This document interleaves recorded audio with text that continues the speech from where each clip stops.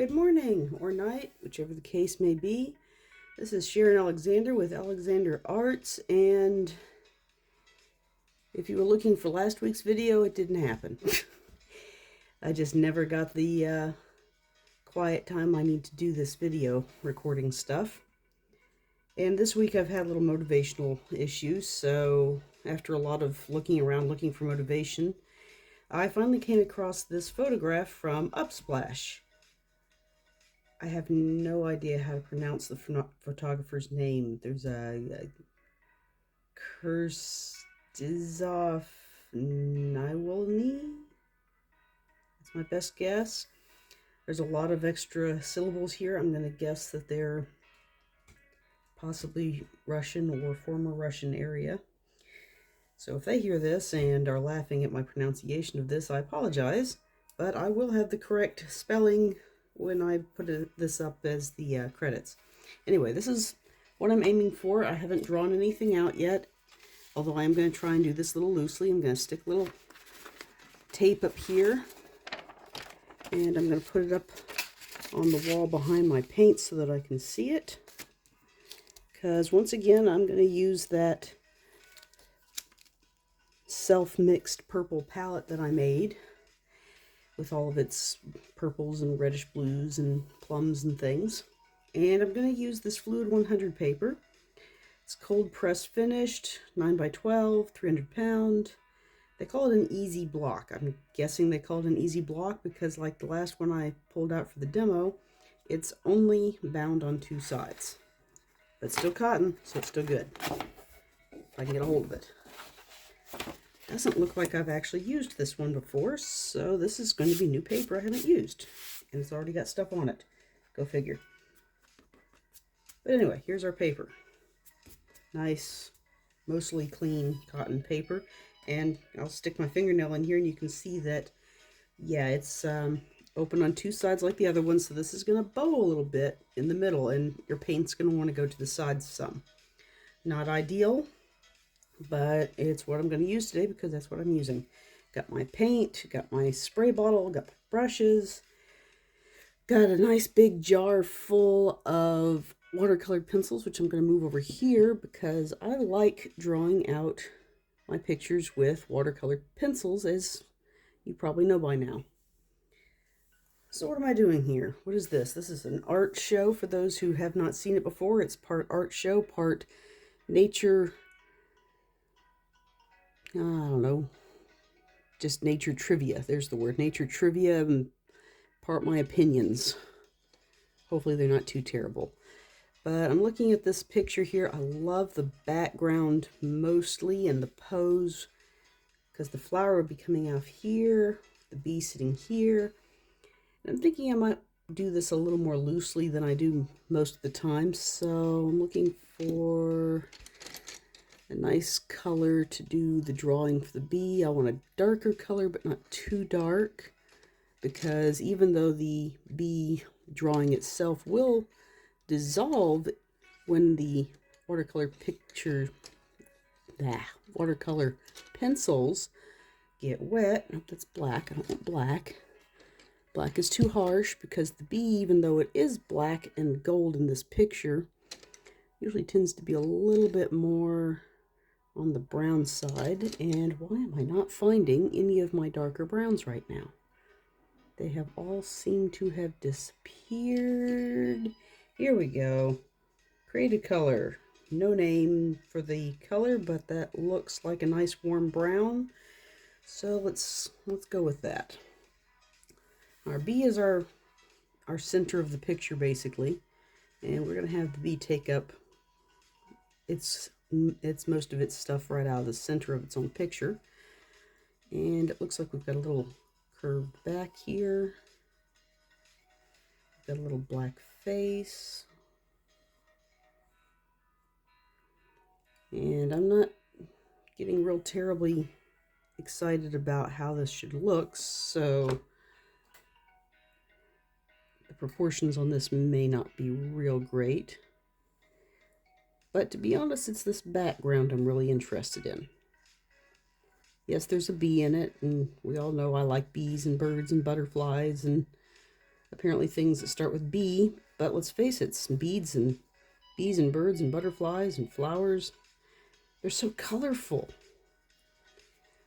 There's so much color going on with these creatures that you can't help but just kind of sit back and look at them and just admire the craftsmanship put into creating these little creatures. No, I'm not one of those people that believes everything happened by chance. If you're sitting there quibbling about that, sorry. When it becomes something more than a theory, I'll look at it again, but I have not seen any evidence of it being any more than a theory, that everything just showed up. So far, everything I've seen shows that if I take a pot of beans and throw it on the counter, it's not going to make a picture, at least not a recognizable one. And if you sit and look at some of these little creatures, there's no way they just happened. Nothing ever just happens. Something starts it. Maybe they made cheese by forgetting about it on the counter for a few weeks, and maybe they just happened to drop the contents of some cow's stomach into it just to see what would happen. But somehow I think somebody thought that through too. At least enough to say something interesting is going to happen. Now the person who thought about it and said, hey, I want to eat that, that was a brave or possibly desperate soul. Of course, we could say that about raw oysters too. I mean, who's going to look at a slimy raw oyster and say, I want to eat that. That looks good. Yum, yum, yum, yum. I'm going to figure some poor person landed on an island, had absolutely nothing to eat, no way to start a fire, and said, okay, Slimer, let's do this. Not sure what they really thought about their first try of that, but they still do it, so somebody must have liked it. This isn't turning out to be the greatest of pictures. But, like I said, I wanted to do this a little more loosely, so it'll probably be good enough. And it's standing on a little bit of a flower bit here, and we can see if there's a little yellow in here. We've got some stuff going on around here. There's another little bug on the picture just right off in here, but I'm going to ignore him. And do I have a lighter color? I know I've got a lighter color in here somewhere. Oh, here we go. That'll do. No, that's too red. I have a light purple. Here we go. Lavender. That should work just fine, because we're going to have some petals just kind of coming off here. Just petals coming off at different angles. There's another one coming off here. I know I said I was going to do this more loosely, and for me this is going to be pretty loose because I'm kind of a control freak about how things turn out on my pages sometimes. I prefer to have lots of detail. I love detail. I am so into detail. Love detail. But I promised this would be loose. We might even get a picture done in one painting. Wouldn't that be something? Certainly something I don't normally do, right? With all my detail orientation. A little bit of one right there. It just doesn't look right without some. This is going to end up being all purple. And I'm just going to fill in petals as I feel like it. There's a couple of buds coming off here. There's one that comes up in here. And I'm just going to do real quick that. And there's another one that comes off over here. So I'll put one, a little bit that. In the bottom corner, there's a suggestion of another flower. So I'm going to just throw a couple of big petals up here. If I actually liked this enough to frame it, it probably would just kind of disappear, but that's okay.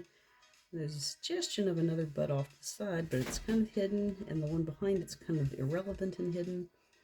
But I do like the idea of having one more little bud out here, just to give me an even number. There we go. All right, good enough. Let's start this puppy. Let's start this puppy with the center, which is a light yellow, but it's an orange cast yellow, probably because of whatever filter they used when they made this. So I think I'm going to start with the number 4 here. I don't have a ton of brushes, so I just use the same ones all the time. This is that Daniel Squirrel Hair number 4. I don't like that little bit of water on the side of it, but I need some water because I'm going to go over to my palettes with the Arteza set that's not exactly on screen, and I'm going to go for a color they're calling Sunburst Yellow. And I'm just going to put it on. It's got a little bit of a brown tinge to it, which is something I really like. Especially when it comes to flowers of this sort.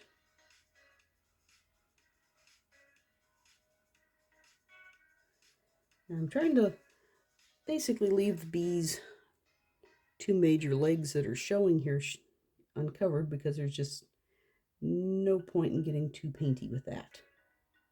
Painty, is that a word? Well, I'm going to use it. I'm going to use it regardless.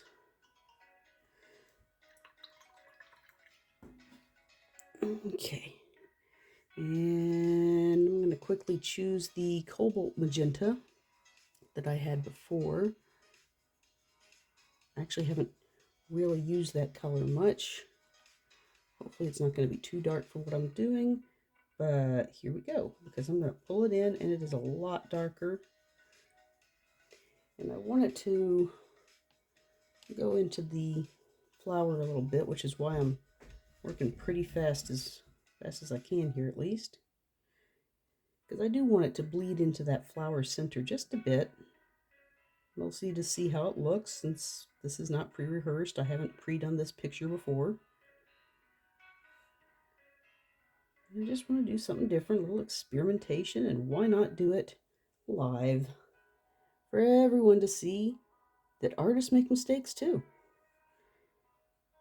Most of the pictures of really great pictures I see, usually I hear an admission that they've already practiced this once so that they could see how it looked, and they show you the finished project, not the one that they started with or any of their practice pieces, the starting piece. They have practice pieces. Just like band members who get together and they practice singing, artists practice painting. Not every painting is perfect. Sometimes the magic works, and sometimes the magic just isn't there. I haven't had the best of weeks this week, so the magic may not be there. Let's just hope it is.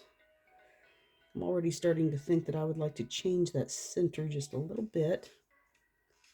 I don't mind this purple, even though it's nothing like the purple from the photograph, but that's okay because you don't have to stick just to your photographs. Some of the neatest pictures out there have nothing to do with whatever reference was used.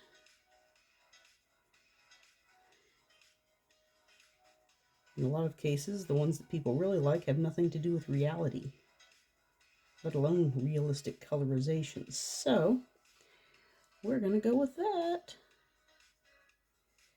And there's a lot of that purple back there because there's apparently more petals back there.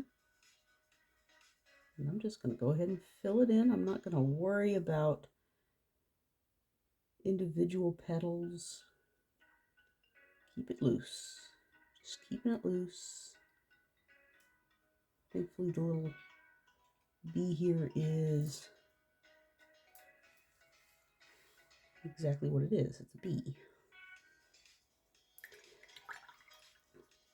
I like the idea of that slightly peachier center, so I think I'm going to reach over and get maybe a hint of magenta. I'm just going to splish that around for our stamens and things that are in here. And then I think I'll get just a little bit more clear water because I want to not have these petals be quite as obvious that I just went over the center with them. You see that little bit of magenta changes that yellow in very dynamic ways. The color is completely different now. It's got a little bit more of a peachy tone to it. Here we go. I'm going to go back and get that purple and get those buds in there.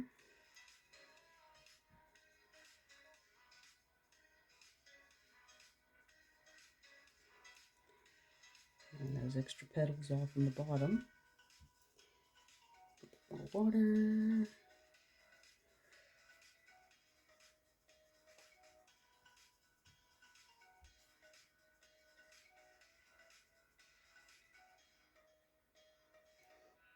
And that.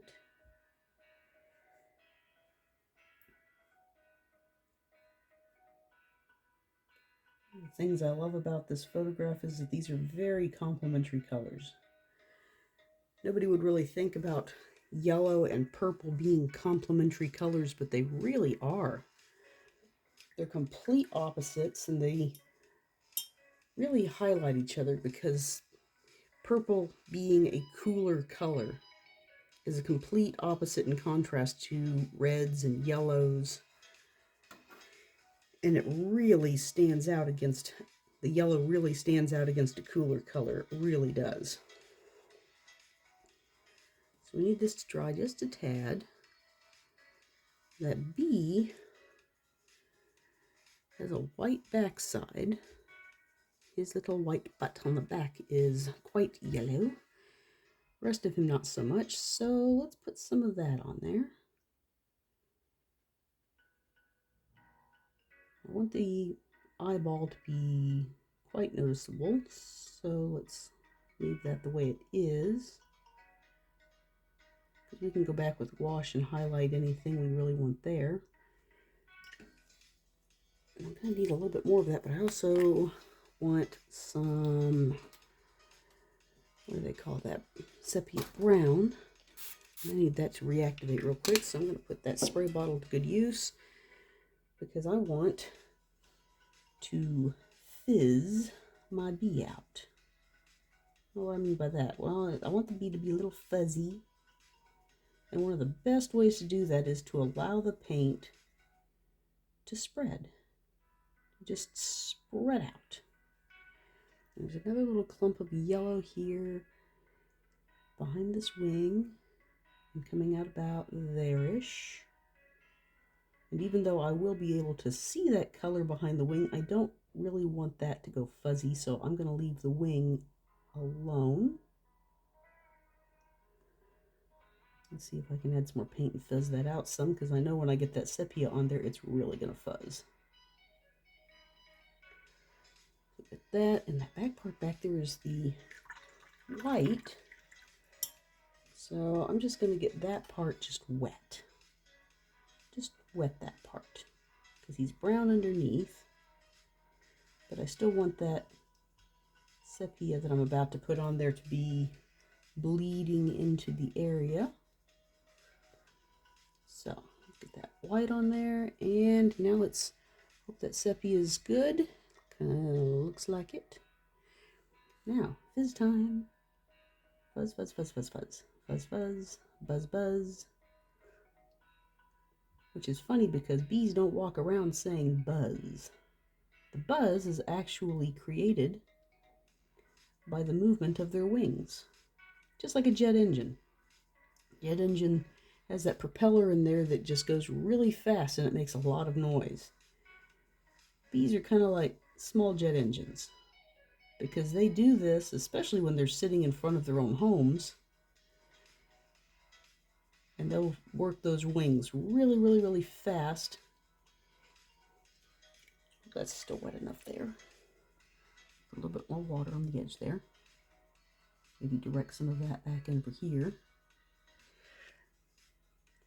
But they will sit at the front entrance of their own homes and beat their wings really, really fast in order to create a lot of air movement to cool down their homes.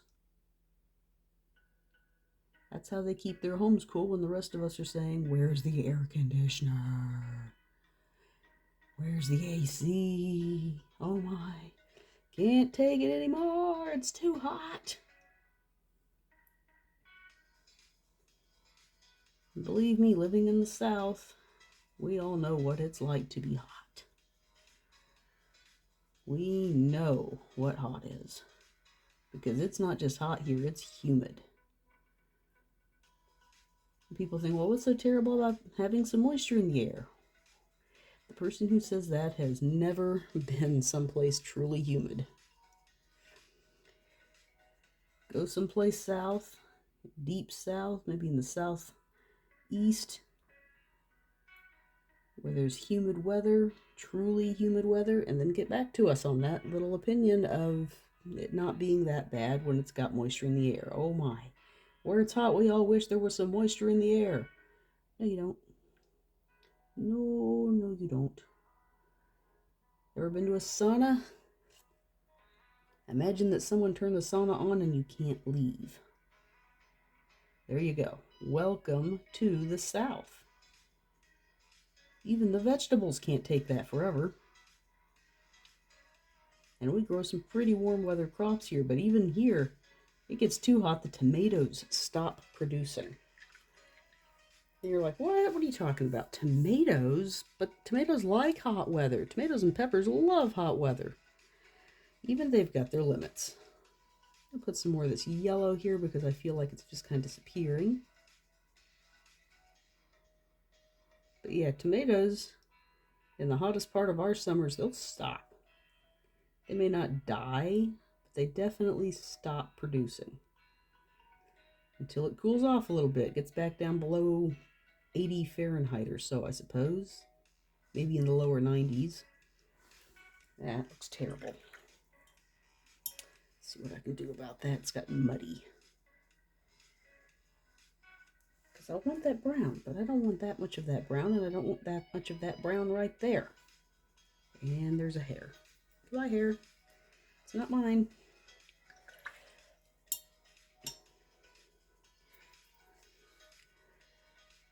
I don't want it to bleed. I just don't want it to bleed this much in this direction. But this is probably just me being fiddly again and not wanting to let it do its own thing.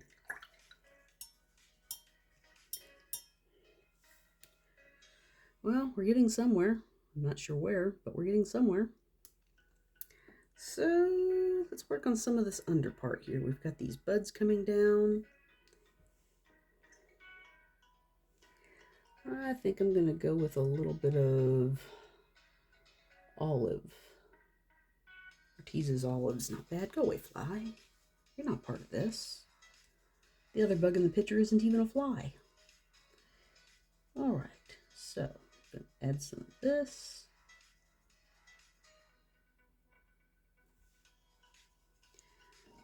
Olive for the other one.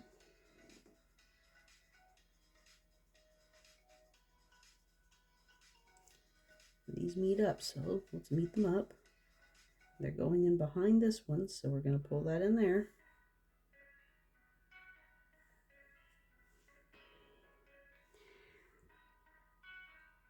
Now this one in the back is in the back. We know what that means. Get this coming down here. Means it needs to be a little bit darker. Hopefully this is dried enough that it's not going to get too runny.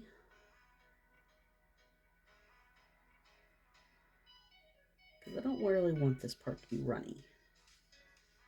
They're all just kind of running into each other. But I don't want runny.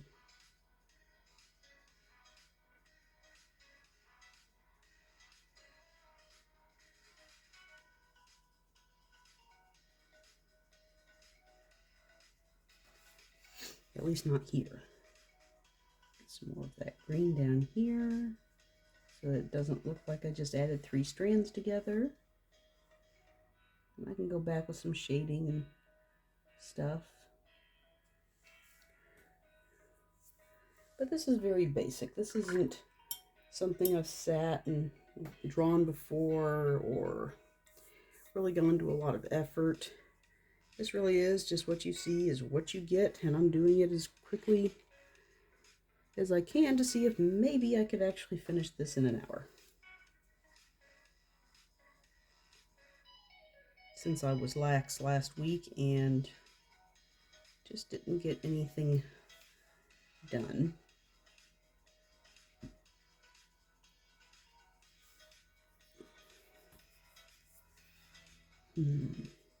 How's that bee doing? He's still not very dry.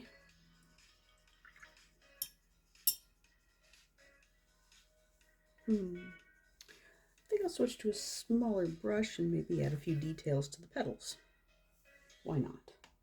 So let's put that up. And this time I'm going to pull out a synthetic brush. This is the Princeton Elite Liner number 1.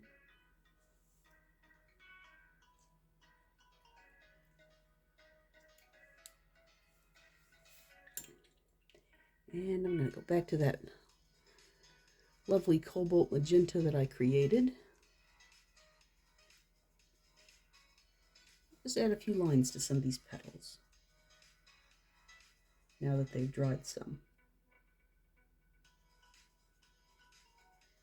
Just bring the lines down, because if we look at a lot of these daisy structured flowers, they usually have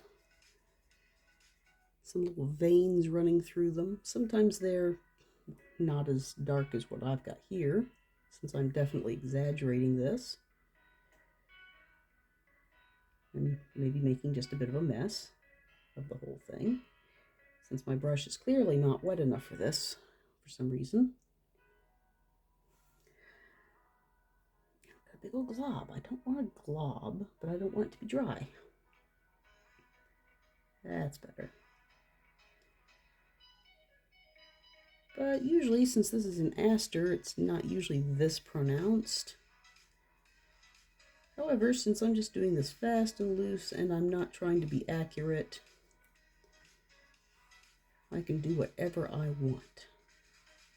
That's something to remember. When you are the artist, you are doing this, the painting really can be whatever you want. Maybe you didn't like purple asters. Maybe you wanted something in a bright yellow. Maybe you wanted to make it purple. Oh wait, it is purple. Maybe you wanted to make it red. Nothing wrong with that. You want to make it red? Go ahead. Make it red. You want to make it green? Whatever. It's your painting. Make it any color you want. It's like that bee there. It doesn't have to be that fuzzy little bumblebee. Might be one of those beautiful blue bees they've got down in New Zealand that I can't ever seem to find a good reference for without paying an arm and a leg. Maybe you don't like bees at all. You put a butterfly on it. Go right ahead. Put a butterfly on it. Put any butterfly you want on it. Put a swallowtail or a monarch. You put anything you want on it. It is your painting. Personally, I can't wait for some of this really wet stuff to dry, because what I really want to do is the background. I love their motley, faded out background, and I've got some ideas for doing that. I've been hearing recently about a technique called boke. I think that's how it's pronounced. Because it's not broke, there's no R in it. And I guess if it's not boke, don't fix it. Sorry, couldn't resist. Had to do it. Gotta put a joke in there somewhere, because if we don't laugh, we'll all cry, right? That's how it works. Laugh or you cry. I'm just having a terrible time with the angle on this one, because I don't want to cover it up with my arm while I'm trying to demonstrate it for you. I still need to be able to get that line at least on the petal and not all over the page. Oh, I see we've got some bleed from our bee onto the petals here. That's okay. Maybe it's shaded. Yeah, it's going to be shaded back there because the bee's standing on it, right? We'll just say that that's shade from the bee. Works for me. Because I probably can't do much about it. It's mostly dry at this point.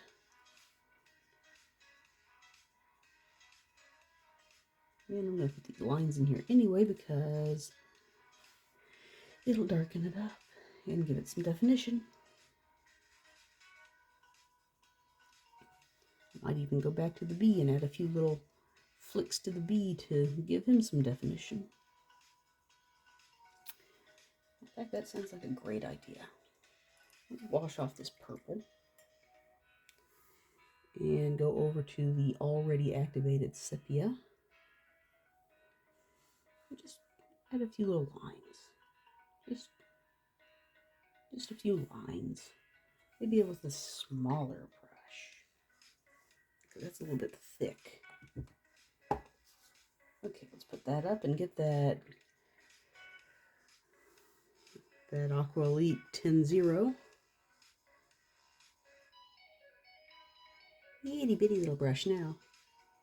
And just put a few little flecks on him. The only problem with these little bitty brushes is that they don't hold much. They don't hold much paint. They don't hold much water. They don't hold much.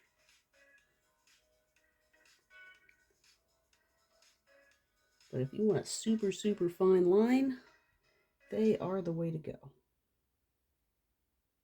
See, look at that. Now it's really starting to look fuzzy. Maybe.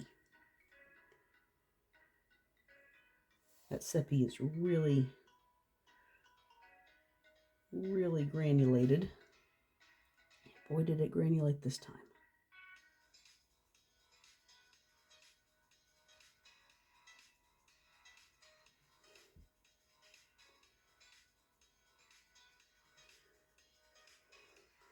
It granulated all over the place.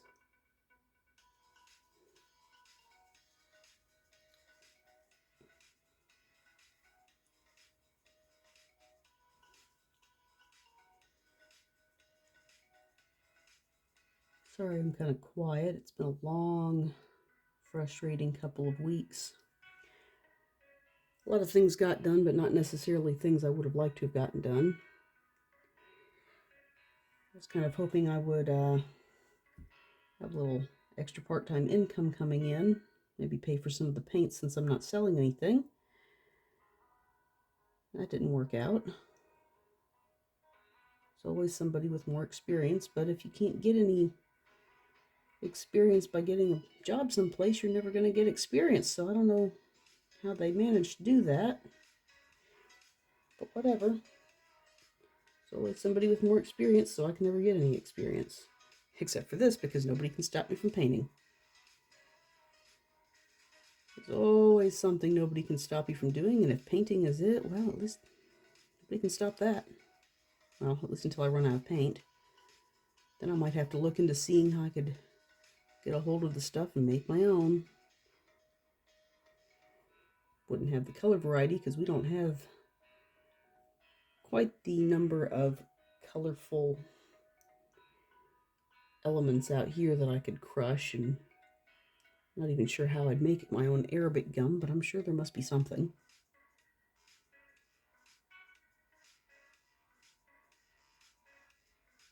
I mean, after all, people have been painting since time immemorial. If you want to see some really old paintings, go find caves where people have been. People have been painting for thousands of years, long before commercial paints came out, and some of those paintings are still around, still alive. And granted, they are in caves, away from light, away from excess moisture, so they do have some advantages in making sure their art lasts. At least until people start getting in there and mucking about and messing things up. Yeah, that's nice. But I do that with the yellow too. Get a few of those fine lines on the yellow so it doesn't look like just this blank yellow space. That's too much paint. It's probably too dry. Because when I'm using something like this, I'm trying to get the paint to be basically like ink. Not as thin as water, not as if I was trying to... You can't even see that. Let's see. If I use a Rulian, that will just become mucky later.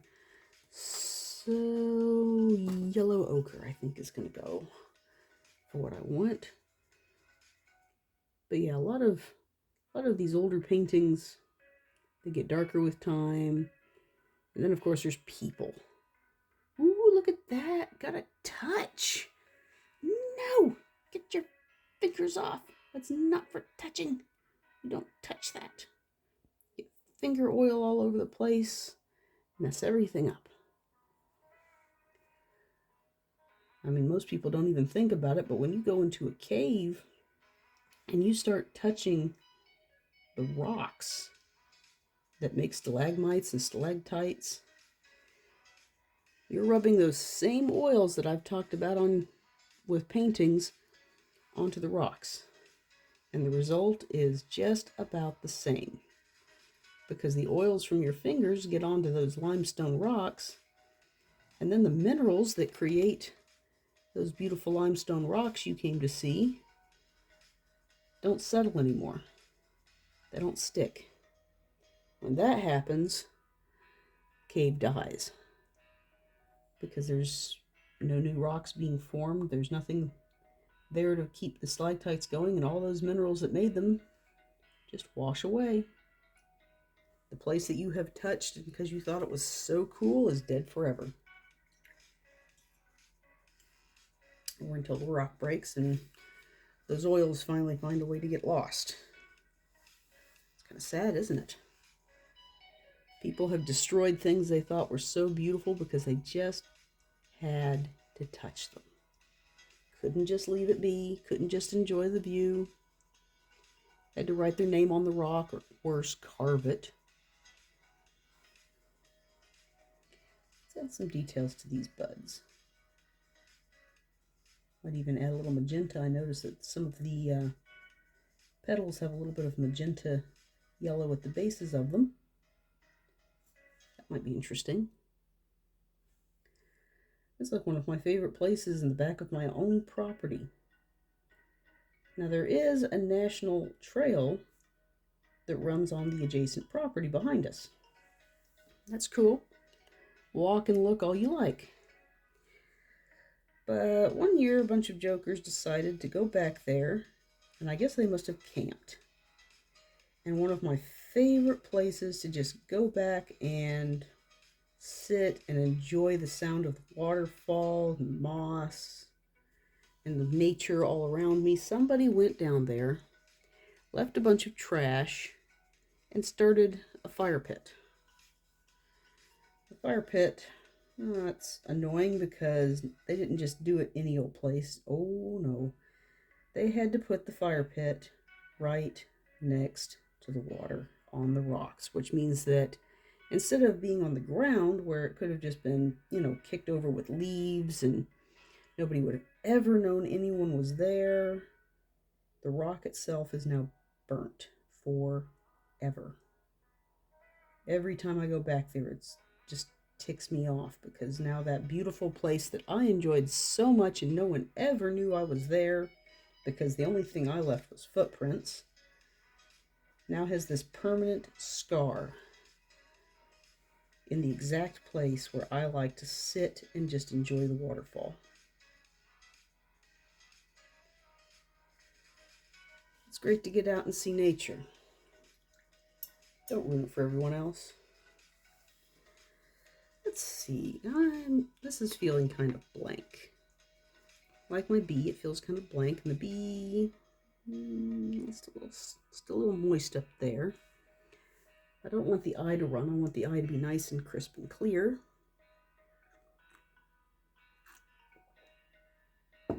Just like the wing. So I think I'm going to go up one size, back up to that number 1. Whoops, where'd that come from? A little string from some sort of package. Let's add a few more details to things. Let's add some details to this. Not sure I care for the more brown yellow on the flower, so how about a little bit of that magenta? Just a few little spots of magenta just to give it a little bit more definition. And if I feel like that magenta, which is a really bright saturated color, is too much, I can always go right back. Let's see, they're mostly going in that direction. Oops. Yeah, already not liking that as much. I'm going to put these on here. Another reason I didn't do the legs right away is because by doing the legs last, which is a dark, almost black color, I've got a little bit more leeway with some of this other crazy stuff I'm doing. I'm going to get some more of that sunburst yellow, which I think is really just yellow ochre light. And just kind of go over some of these crazier spots, because I don't mind having some of this, but some of that is just a little too loud for what I was wanting. I don't want to take away from the bee, I want it to complement it.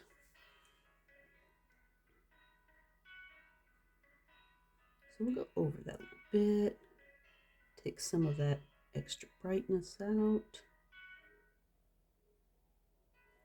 There we go. Let's go back to the olive and do a little more detail for some of that greenery.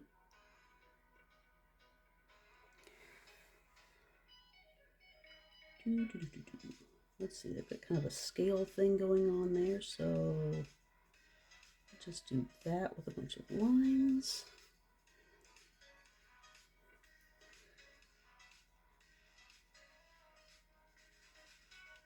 To give it that impression of those scales that are on the under part of this plant. Scales is probably the wrong word for it. It's probably some sort of like super small leaf structure. But it looks like scales, so I'm going with scales.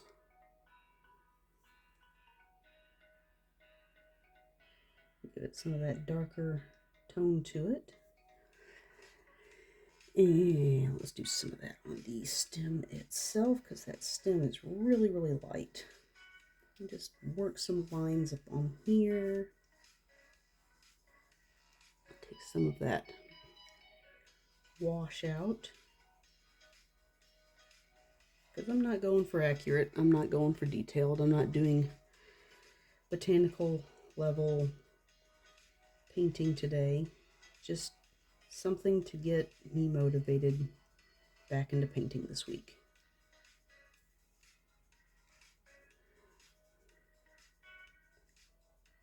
Because let's face it, when we've got something that we really enjoy, maybe at first we don't really feel like doing it. Maybe we're like, ugh, I'm just not in the mood, not as happy as I'd like to be to do that. But if we can get ourselves moving enough to be able to just do it. Doesn't have to be great, doesn't have to be wonderful, doesn't have to be perfect. It could be a complete and total disaster, complete mess. But just the act of getting in there and just doing something. Anything at all. Because once you start, then you remember how much fun it is, how much joy it gives you. If you're lucky, maybe you get smiles from other people who are like, oh yeah, that's really cool. Which is a great time for you to like and subscribe and share this to everybody. And maybe it won't be really great, but maybe something in it will give them a little joy, small smile. If nothing else, the effort of taking the time to do this for everybody else to see. Because when an artist makes art, it's not just taking a picture and copying it out or something like that. And that's something that this whole AI controversy thing, because they've started making pictures using AIs. And there's this huge controversy over it, over whether or not arts and artists are going to die out like blacksmiths did once upon a time. You still find blacksmiths. And they will tell you that, yeah, they don't really have commercial value. They're not something that everyone says, oh, I gotta have a blacksmith. They're not like that. Now it's a lot like doing paintings and drawings. It's an art form. And it can be really, really beautiful. It may not be what everybody's expecting. It may not be something that in this day and age everyone just has to have a local blacksmith. But I'll tell you, if everything goes south, and I don't mean physically, those of you who know what I mean do, we may want that blacksmith back. We may need him. But for now, it is very much like painting. And the whole AI thing, in some ways, is ridiculous. Because art isn't just about making a pretty picture. It really is as much about the artist making the picture as it is the actual picture itself. The AIs can make pretty pictures. No denying it. The one that started the whole controversy in the first place was put in as an electronic entry for some contest or other, and it won. Personally, I thought that the artists themselves, their attitude about the whole thing stunk. Definitely could have used a little more tact than they did in their opinions about their own art. Because their opinion of their art was that they had just beaten artists, period, and that art was now dead. I don't think so. There are a lot of people out there who use electronic devices and programs to create art. And while I'm not always as much of a fan of it as an actual painting or pastel or oil or even an ink drawing, in some ways it feels a bit like cheating, even though I personally can't do it, so I have nowhere to put that opinion really. No basis for it. But it's still a person sharing a little piece of their soul, bearing their soul for everyone to see. Hey, look at this. Look what I did. Here's what I'm thinking about right now. A little piece of the artists themselves, just sharing what they enjoy. Skills that they have worked hard for years, and they're sharing the results of all that hard work with you, the viewer. So to say that digital art isn't art really isn't, because then it comes down to the thing of, well, what is art? What is art? What do you consider to be art? Is it specifically drawing, painting? Or is it really the act of creation itself? I've seen some pretty controversial things be used for art. I've seen everything from trash bags, bits of fly, big word, little bits of leftover scrap metal. I have seen all kinds of things used. Textiles, fibers, digital. I've seen all kinds of things used for the sake of art. And I'm not going to say that any of it isn't art. I may not understand or appreciate all of it, but somebody does. Somebody understands the work, the emotion behind what has been made. And there's just all forms of art. I could say the same thing about some fashions because I don't understand some of those fashions that people like. But I'm not going to tell them that it's not fashion. It's their fashion. They want to wear 6-inch high heels. That's their business. They want to walk around with most of their skin showing. That's their business. That's not my thing. I like not having everybody see me hanging out in public. But then I don't consider myself to be exactly a fit, beautiful person either. I don't look good in a potato sack. I look like I'm in a potato sack. And the sack's full of potatoes. Yeah, that'll do. All right. And I've got just a little bit of time left. I may or may not get to finish the background, but I can get a good start on it. How much time do I have left? Got about 10 minutes. Fortunately, what I want to do is something big and wet and sloppy. So I'm going to get a great big number 12. This is another squirrel hair. This is basically a mop. This is a giant round mop. And I'm going to start down here with these flowers and start putting some water down. And I'm just going to carefully go around these flowers because I don't want what I'm doing to run onto those flowers. Because what I'm basically going to do, and I think I just got some water on this petal. That's annoying. Probably can use my paper towel and fix that. But what I'm going to do is I'm literally just going to get this whole section wet. And I'm going to take various colors from that palette over there, and I'm just going to start dipping and dabbing those colors on. Whichever ones I feel like. This is probably going to get messy because, I mean, after all, this is going to be wet, and this paper is not real great for wet. It's probably going to bow a bit.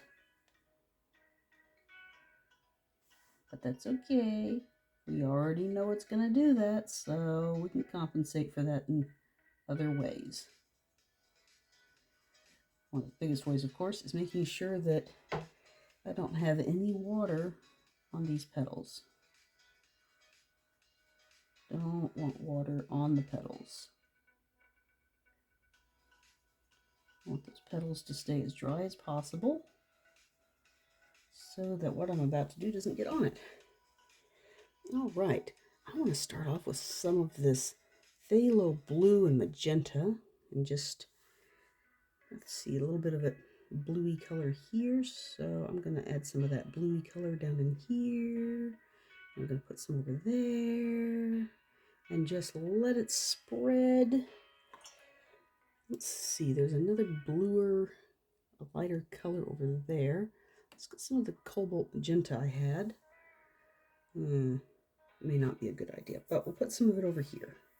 Just spread it out. Let it spread. Hopefully it won't take too much away from what I'm doing. How about some cerulean magenta from over here? That's a little bit more of a pinky color. It doesn't look that much pinkier. It looks pretty much like the rest of it. Maybe I should just get some of that straight magenta out. Maybe I will. I'll get some of that straight magenta.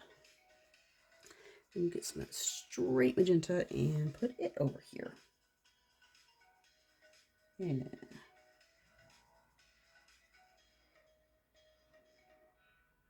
I want it to run into the other colors. And if it's not quite wet enough in some areas, I can always fix that. Simply run a bit more water because it's starting to warm up in here again today. So all these paints are starting to dry faster again. Probably a good idea that I decided to do this in sections.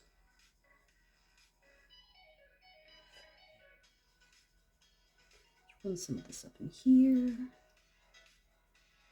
might have some continuity problems when it comes to between these stems, so let's see if I can get some of that in there.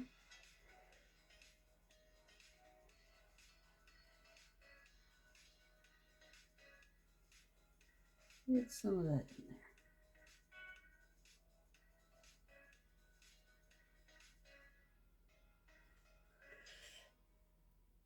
Let's see, there's a bit of blue, but I think I just ran out of time. No? No, it just changed its thing a little bit. Okay, I want some more of that magenta color on this corner. So let's just do that. Start running some of that water up towards the sides there. I feel like there should be something a little darker in here. So what have I got? I've got Payne's Gray, perhaps, or the Rose Cerulean. No, the Rose Cerulean's not right. Rose and Payne. Let's do Rose and Payne. Why? I don't know. Maybe because it's a little bit of a pain.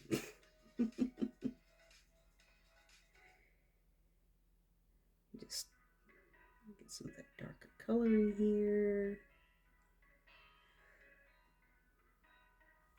Get some on this side so that it's got a little continuity to it. And it's starting to dry out around that petal again. So I'm going to have to add just some water if I want that to get a little bit more of that pink, that magenta. There we go, because I don't want hard edges. I want soft edges. I don't mind having a few water dots in this whole mess. Get up into those petals some more. Probably shouldn't have stopped the paint right there. They've got it really light right there, but I don't like how light they've got that right there. I do, however, like this Rose and Payne's Gray. So I'm going to get this nice dark Rose Payne's Gray. And in theory, it'll be a good contrast for these petals. Make them stand out. And I'm just fighting the urge to turn the paper here. So I'm just going to have to switch hands. Because I want a nice smooth edge here. Get some of that dark purple in here. Just a little space. Good thing about this nice round mop is that it is nice and pointed while still holding a lot of paint.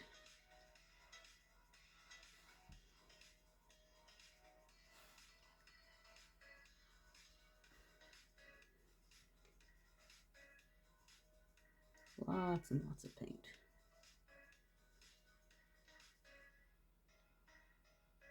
Because while I like that blue, I think I'm really liking this darker color better.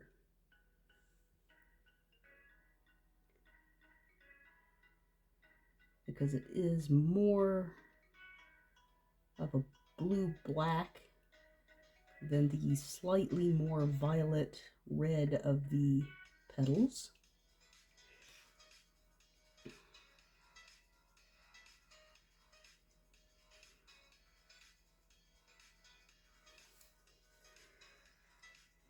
It's not in there because it's got that edge, and I don't want an edge.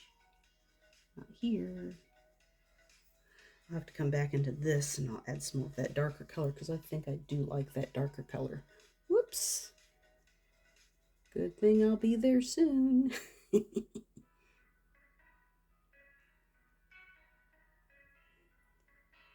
get that dark purple color up in there.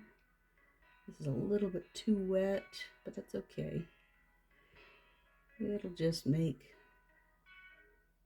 getting everything spread out a little easier, maybe.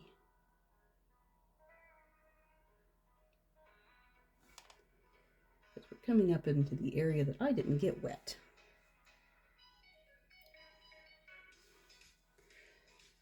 Maybe time for a little bit of that magenta off to the side.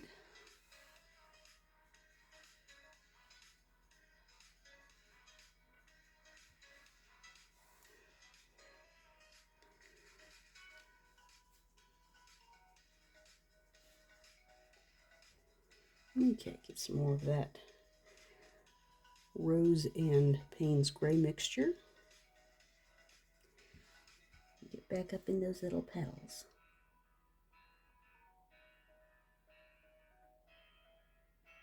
Since this is a very splayed out and single layered flower, it's not a double aster or anything fancy like that, just wild asters. Pull some up there. There we go. Maybe even a little bit of that blue I had earlier. What was that? Phthalo and magenta up here.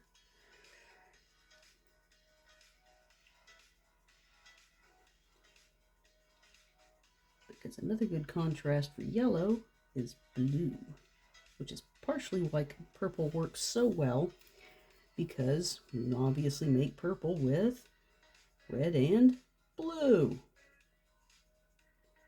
Of course, red doesn't come into yellow until you start looking for specific colors to mix in. So it would be a complete opposite and contrast. And that sounds like my hour is probably up. I, of course, can't just leave this sitting. This kind of background won't allow it. So you'll probably get to see the finished on Instagram and Facebook. If you're not already following those, please do. The links will be below. And you'll get to see how this ended up after I finish with all this. So anyway, this has been Sharon Alexander with Alexander Arts. We've been using the vlog no copyright 1 hour. That seems to have disappeared. I think that was Mark Vard in his particular grouping. And I will see you peeps later. Bye.